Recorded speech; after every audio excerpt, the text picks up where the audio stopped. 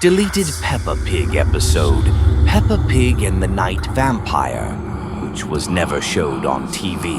And don't forget to subscribe to the channel to see more interesting videos. One foggy autumn night, Peppa woke up to a strange sound outside the window.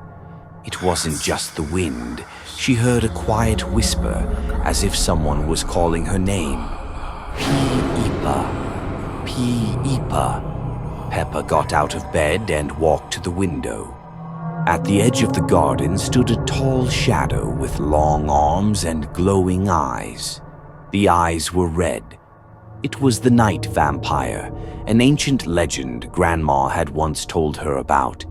He came for those who misbehaved and didn't brush their teeth before bed. The next morning, Peppa told Mummy and Daddy everything, but they just laughed. However, that night, it happened again. The whisper was louder, and the shadow came closer. Now the vampire was right outside the window, his claws scratching at the glass.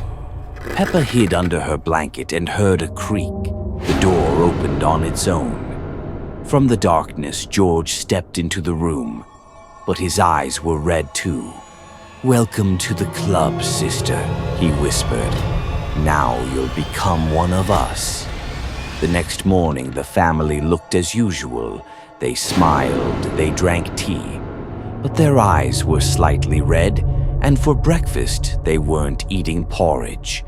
They were eating bones. Since then, if you ever hear a whisper in the night, Pe-ipa, know this. The vampire pigs are on the hunt. Deleted Peppa Pig episode, Madame Gazelle's Virus, which was never showed on TV. And don't forget to subscribe to the channel to see more interesting videos. One day at kindergarten, Madame Gazelle came in very pale and silent.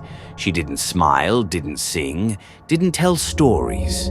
Instead, she just stood and stared at the children without blinking.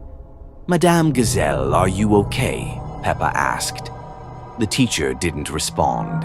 She only whispered softly, "You will become like me too." The next day, George started coughing. His skin turned gray and he began walking strangely, slowly, dragging his feet. Daddy Pig said it was just a cold, but soon, Mummy Pig got sick too.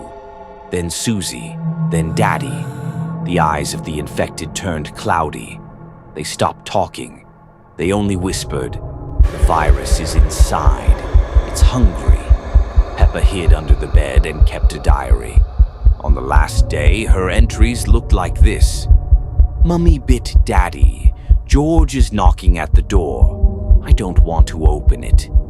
The final entry was written at 3:47 a.m. They're inside. Since then, Peppa Pig's house has stood empty. But sometimes, if you go near the window, you can still hear Pe-ipa. Join us.